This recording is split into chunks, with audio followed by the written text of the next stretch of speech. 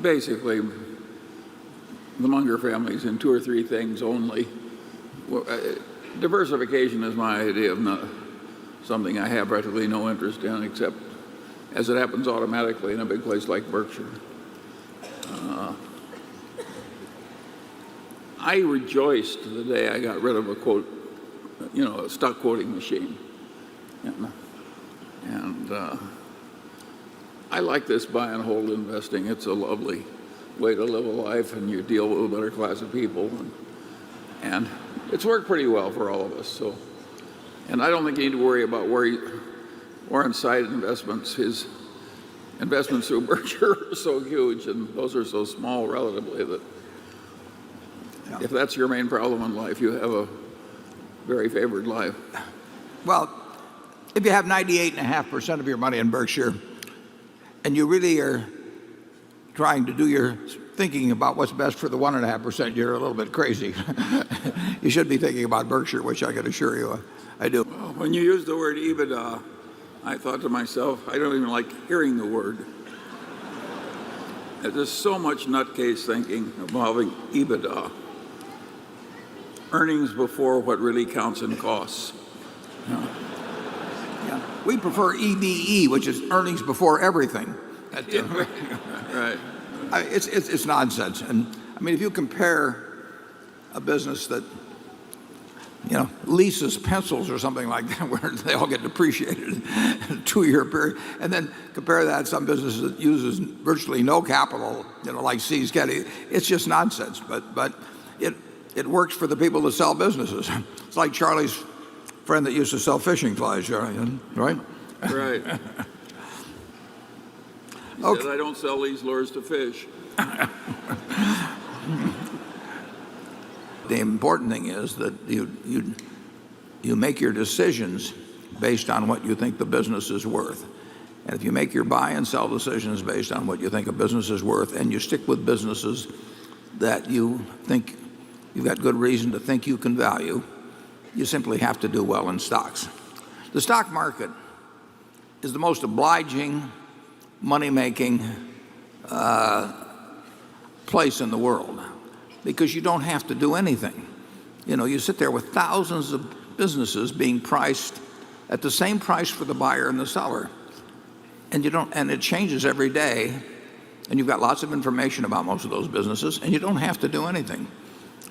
Compare that to any other investment alternative you've got. I mean, you can't do that with farms. If you own a farm and the guy has the farm next to you and you kind of like to buy him out or something, he's not going to name a price every day at which he'll buy your farm or sell you his farm. But you can do that with, you can do it with Berkshire Hathaway or IBM. It's a marvelous game. I mean, the rules are stacked in your favor if you don't turn those rules upside down and start behaving like the drunken psychotic instead of the guy that's there to take advantage of him. Charlie? Well, what's interesting about this place is that I think we've had a lot more fun when we got rich enough, so we bought businesses and stocks to hold instead of to resell. It's an enormously more constructive life. So as fast as you can work yourself into our position, the better off you'll be.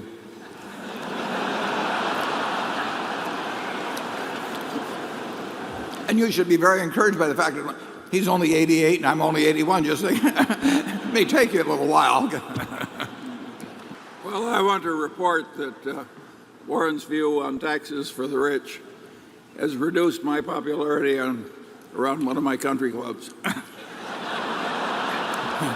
If it keeps him from hanging around the country club, I'm all for it. And it's a disadvantage I'm willing to bear in order to participate in this enterprise. Yeah. Charlie and I, we don't disagree on as many things as you might think, but we certainly have disagreed on some things over 53 years. It's never, we've never had an argument in 53 years, and maybe you can get one started here if you work on it. But it's irrelevant. I mean, roughly half of the country is going to feel one way, this November, and the other half's going to feel a different way. And if you start selecting your investments or your friends or your neighbors based on trying to get people that agree with you totally, you're going to live a pretty peculiar life, I think. And I think what's happening now is to use your word, it's idiotic.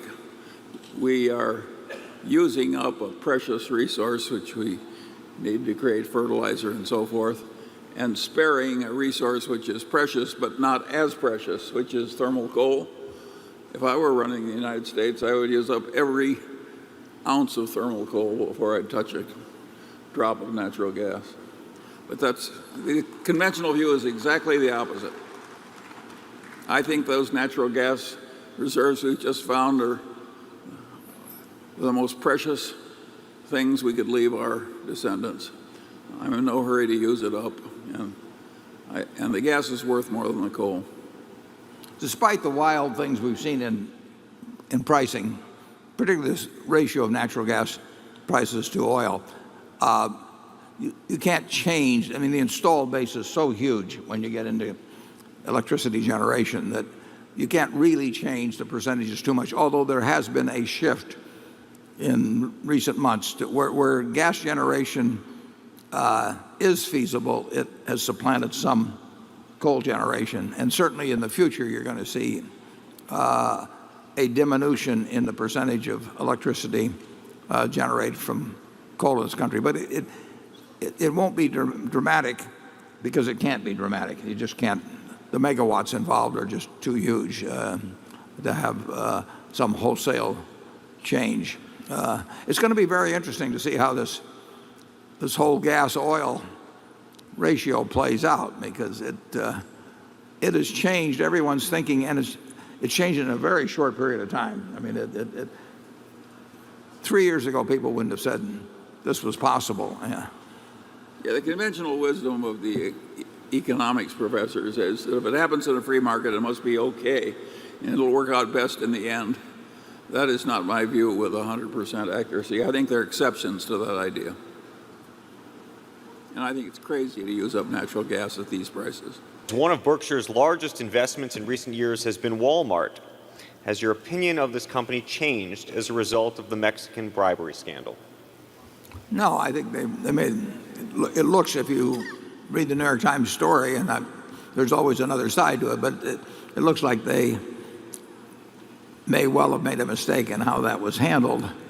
But I do not think it, and it may well result in a significant fine, but I don't think it changes the fundamental dynamic. I mean, Walmart does operate on low gross margins, which means it offers low prices, and that works in retailing, and a lot of other things they do work in retailing. So I do not see. I mean, it's a huge diversion of management time, and it's costly, and a whole bunch of things, but I don't think the earning power of Walmart 5 years from now will be materially affected by the outcome of this situation. Charlie? Well, these are interesting issues. I'm unaware of any place where Berkshire is slipping on this, but we have so many employees that it's not inconceivable we could have some slippage somewhere. And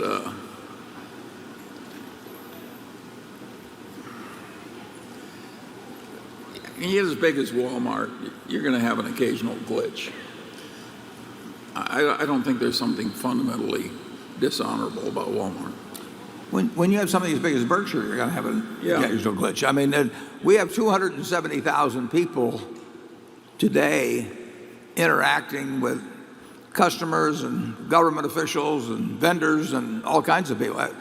I will guarantee you somebody is doing something wrong. In fact, I would guarantee you at least, probably 20 people are doing something wrong. You can't have a city of 270,000 people and not have something going on. And we can talk till we're blue in the face about what people should do and not do, but people don't get messages sometimes the same way that you give them, and we're layers removed from people operating in others, and a lot of people just do crazy things. So it is a real worry if you're running a business like this, that you don't worry about the fact somebody's doing something wrong, because there is going to be somebody doing something wrong. What you worry about is that it's material and nothing gets done about it, and that you act fast if you hear about something. And we've got hotlines and we've got all communications and everything, but that does not stop the fact that right now somebody is doing something wrong at Berkshire, and if we get twice as large someday, we'll have more people, and we try to convey to the managers that when they find out about something, act on it immediately. Let us know. We can handle bad news as long as we get it promptly. But I'm very sympathetic to anybody running hundreds of thousands of people to the problems of the ones that sometimes they don't even think they're doing something wrong. I mean, if you get 270,000 people together, maybe even a crowd this size, you'll have some very peculiar people. The group.